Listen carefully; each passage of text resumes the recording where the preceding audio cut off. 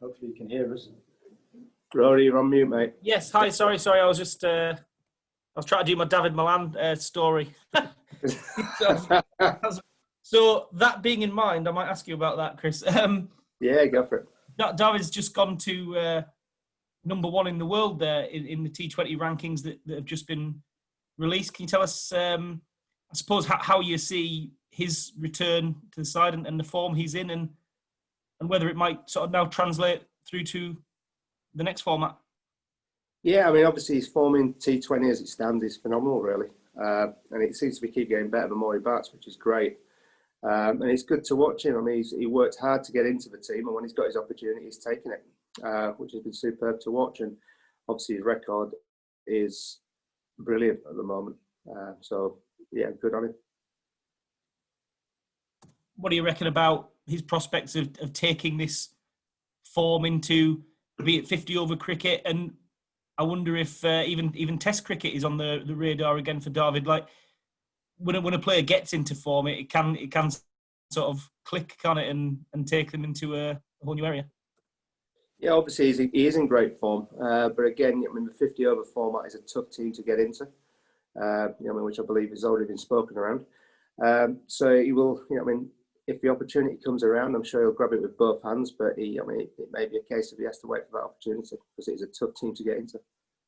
And where are you at with a couple of your injuries and stuff in terms of this 50-over team? Obviously, yesterday you're missing four of your top six, really, your ideal top six for various reasons. Are you expecting Josh to be back, for example, and how's Owen looking? Yeah, Josh will be back in the bubble to join us at Manchester. In sort of barring sort of test results, not turning up on time or anything like that. Really, he should be available to play. Owen, obviously good news around his finger, so touch wood, he'll be fit as well. As you know, Milan has come in as a reserve. Roy has come through fit, so he will join the squad. And obviously, as you already know, Salt has come in as a reserve as well.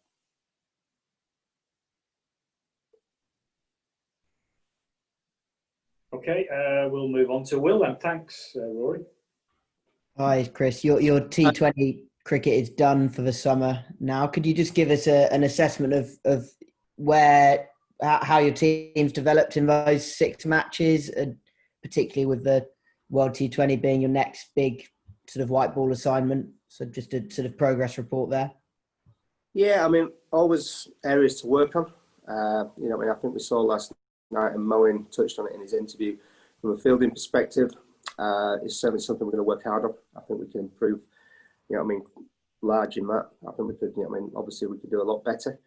I think the bowling got better as we went on. I thought it was sort of obviously watching from afar the Pakistan series, because obviously Forpy took that for me. Again, we got better as we went on. But it's sort of to be expected. These guys had not played 2020 really leading into that. So, I think all sides have got better as have done on the more we've played.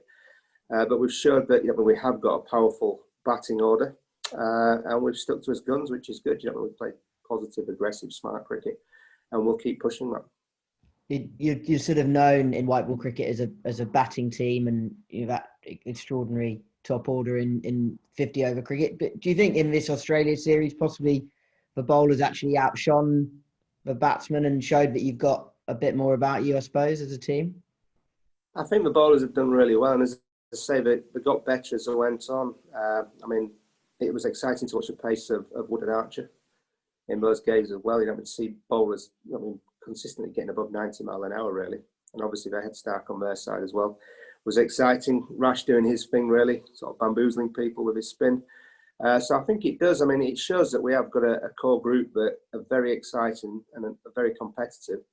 So moving forward into those T20 World Cups, if we can just keep improving in the areas that obviously they've spoken about, like the fielding, and keep improving our skills as a bowling unit, then yeah, I think we can drive forward nicely.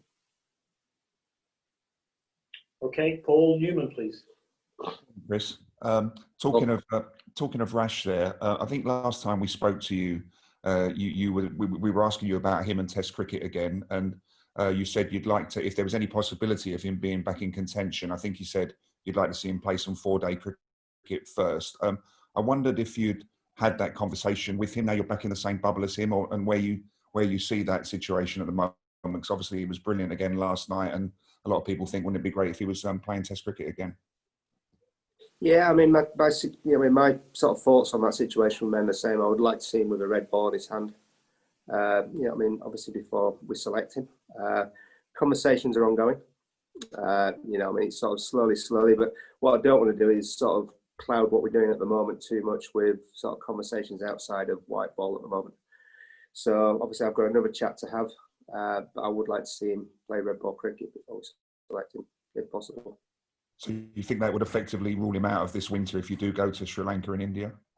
Maybe not. Let's see. But I mean, there's a possibility of a red ball camp with some competitive games on there. So it is only a possibility, mind you. So depending on what's happening around the world.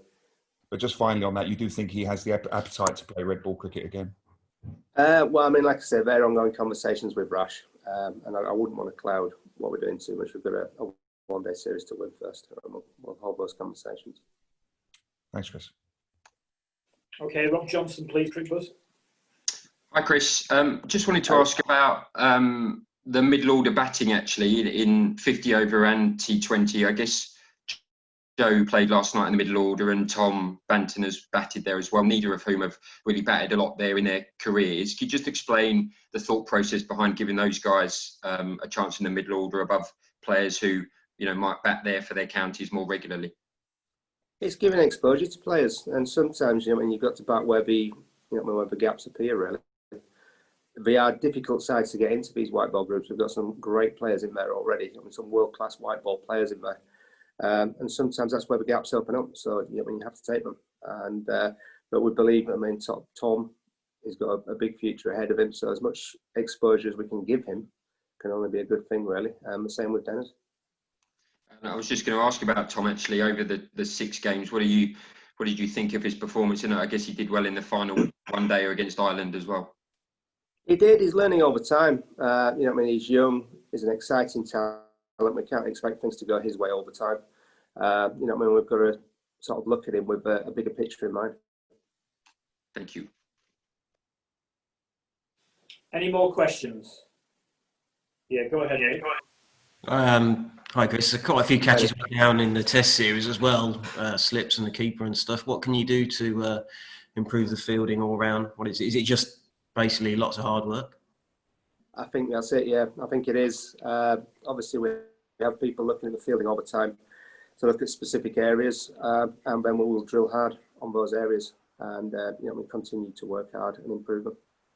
Are the players a bit tired? I mean, it's been I know it's been a contracted season, but they've played a lot of cricket in the last few weeks in the bio bubble as well. I mean, are you sensing that the lads are a bit knackered?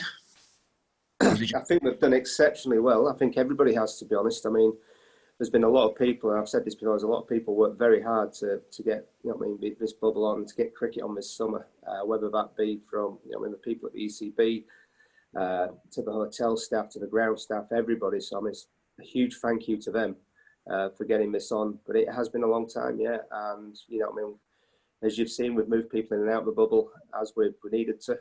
We've tried to look after people because it has been tough at times, but not to take away, the quality of what's been delivered.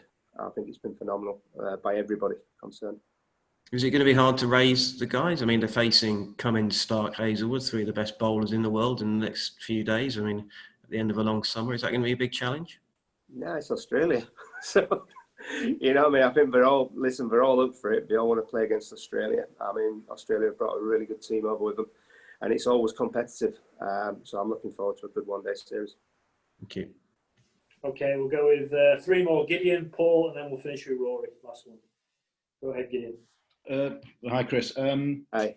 Just wondering whether this ODI series gives more of a sort of potential for landing a few blows ahead of an Ashes series than a T20 would. It's always nice to win, to be honest. The one thing that everybody feels in the dressing room, that any victory over Australia is great. Like I said, they're a top side. They're very difficult to beat. So if we can do that, then brilliant. But yeah, anything that we can get, psychologically of them will be fantastic.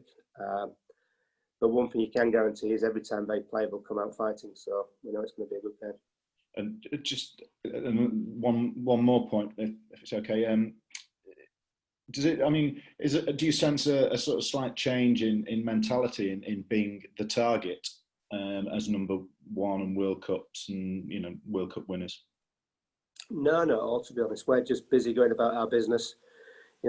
Trying to push the boundaries over, trying to improve, and trying to keep sort of pushing forward our game plan really and getting better at it. So we're sort of more concentrating on what we do. Thank you.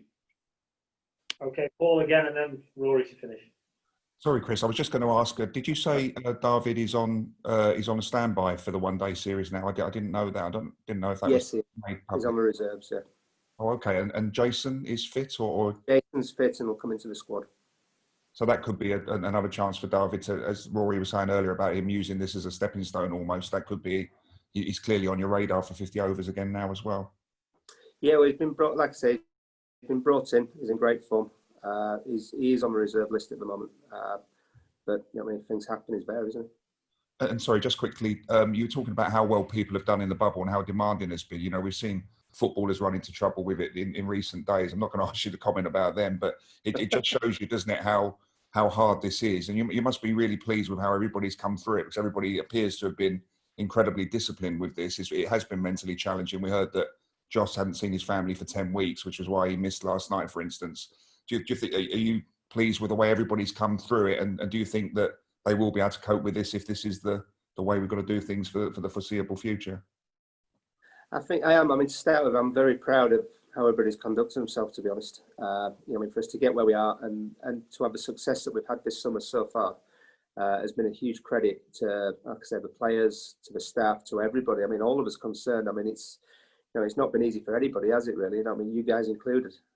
So I think to achieve what we have as a group, all of us, I think is absolutely phenomenal, really, under the circumstances that we've had put in front of us.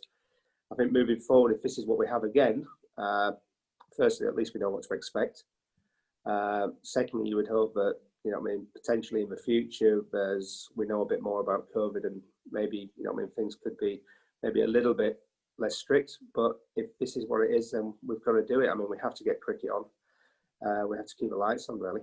And if that's what is required, then we do it. It's as simple as that. Thank you. And Rory, please, to finish up. Just the last one, Chris, on Joe Root's role in the 50 over team. Really, I suppose he almost fulfills that anchor role somewhat in the sort of Steve Smith vein. Do you think he can keep that clarity to continue doing that role when actually he really wants to break into that T20 team again? We know he's desperate to get in. Could it be hard for him to bat in that measured anchor way when what he's trying to do is show you that he can do a lot more than that as well? No, I think he's very good at sort of keeping the two separate, to be honest. You're right, he is desperate to get in that 20 over team, and it's great that you've got somebody of his calibre going away and wanted to play county cricket, play in the T20 and show us what he could do. I thought it was superb from Joe. But I don't think he'll have any trouble fitting back into the role that he plays. He knows his role in that one-day team. It's a very important role. And, he is the rock there, in that role for us. Okay, just before we go, just to clarify on the changes to the squad, just so everybody's clear, Jason Roy comes in to make it a 14-man squad. David Milan is now a reserve, and Joe Denley's left the bubble and is headed back to Kent, so he's going to play some county cricket. So the two reserves from memory are Saqib Mahmood and David Milan for this period. Oh, and Phil Salt, of course, yeah, Phil Salt. Okay, thank you, everyone. Thanks, guys. Thank you. Thank you. Cheers. Bye-bye.